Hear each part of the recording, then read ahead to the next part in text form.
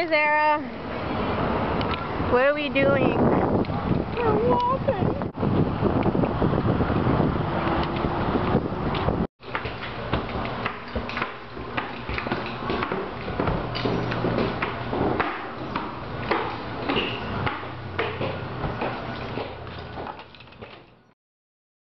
(1942), the time of the Holocaust.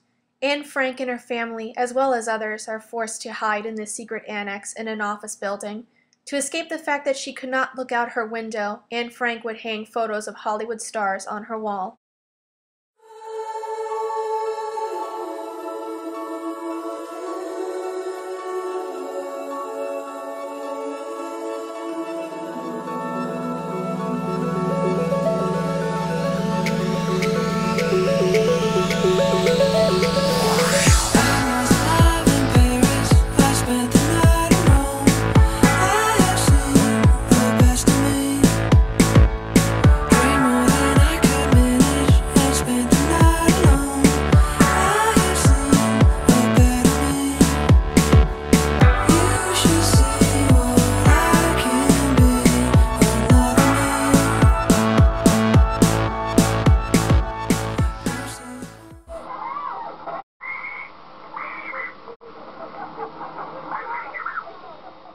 When I heard that one of my favorite singers when I was a teenager was getting ready to revamp his career, I really wanted to make a documentary with old footage and photos to show how far both of us had come. Because I've been running fan sites for many years, naturally as a fan I just always wanted to reach out and promote the projects that I liked. So in doing this documentary, I went through all of the venues that I needed to, and I wasn't quite hearing back from management, so I figured I would just shoot material and get signatures.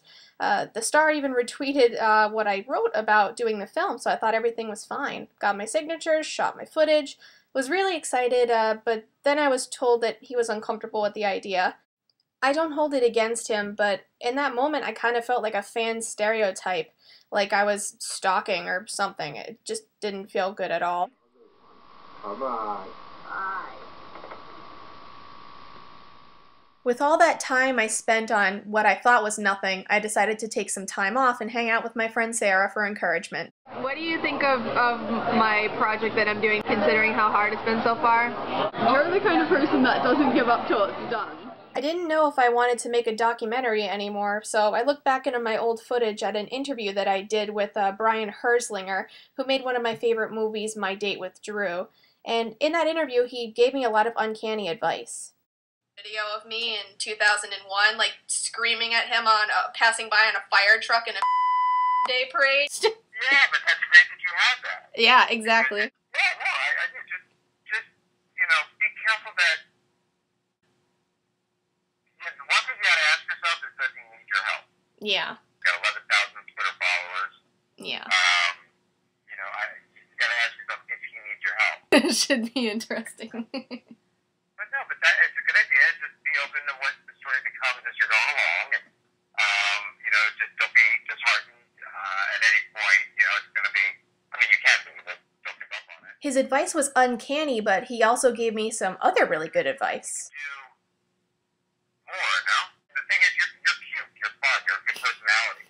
So you're somebody that, you know, the key to these things is having people want to root for you or watch you or stick with you on whatever journey you're going on.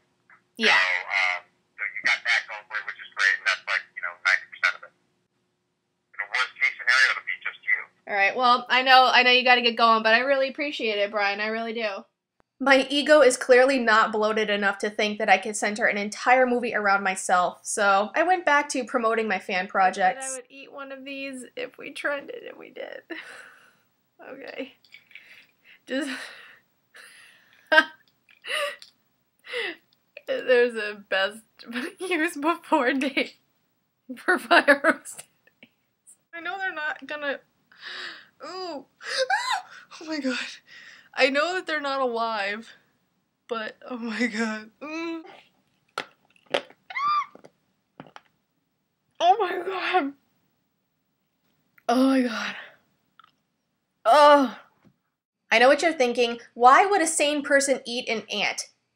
that's it! I'm gonna do this documentary about pop culture fanaticism to explore it and explain it to people. Now, this definition says that fanaticism is a fanatic outlook or behavior, especially as exhibited by excessive enthusiasm, unreasoning zeal, wild and extravagant notions on some subject.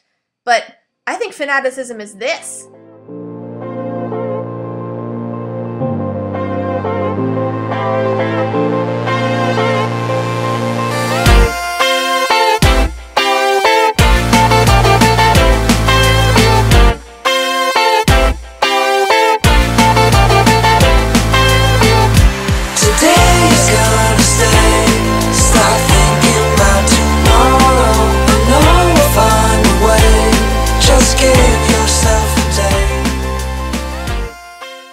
When you think about the start of fanaticism, it's easy to think about the Beatles and Beatlemania because their fans were crazy about those guys. Now, fanaticism has definitely evolved over the years as media has evolved, but it's no doubt that fanaticism would not be where it is today without the internet! Dun dun dun! This has especially changed my life. So, let's begin. Alright, we've been waiting here for hours and now it's fucking pouring out. And I'm so... Yeah, you do some pretty wacky things as a fan. I guess we'll have to start with my story, won't we? Is that a Back to the Future hat? It is. The first fandom I was ever involved in was Michael J. Fox and Back to the Future.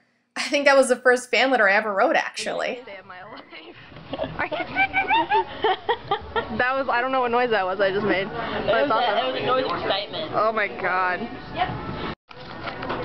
It's really cool. It's like a hard hat. Because I'm a fanatic and kind of an oddball, I always find myself revolving around people who are like me. We're both matching right now. Our stances are the same. All right, so. By far the biggest fandom that has ever impacted my life was doing promo work for Destination Truth and the host Josh Gates. We're alive. Say hi to everybody. What's going on, everybody? I was even featured in a Morgan Spurlock film called Episode 4, A Fan's Hope, for the promotion work that I've done for Destination Truth.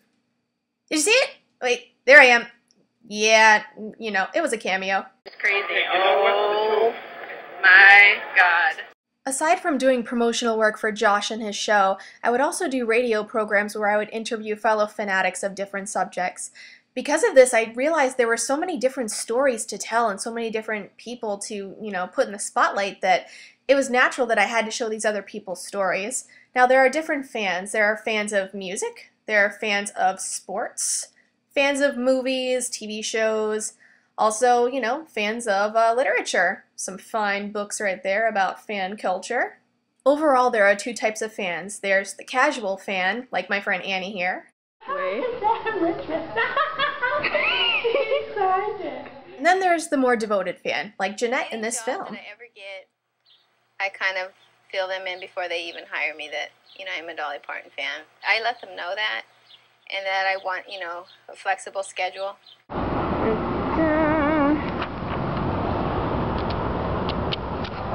First person in line, DT Base Camp is open!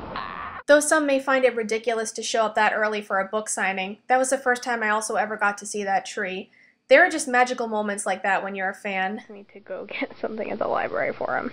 And of course it's a Barry Manilow CD. Here's your Manilow CD. Well, could you put it over there? I'll put it on the table and clean it, please. Really? You don't want cleaner all over it? Okay, fine. I borrowed it from the library and I'm like, damn it, yeah. So who are you seeing tomorrow night? Barry Manilow. Seeing Barry Manilow? How many times have you seen Barry Manilow in concert? 57. No, you have not. How many times? In Vegas, right? In Vegas.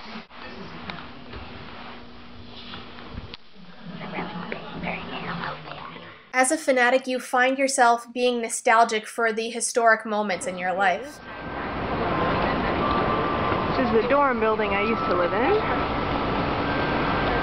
And on the second floor, kind of around that corner, is where the fan pages are that I made that changed my life.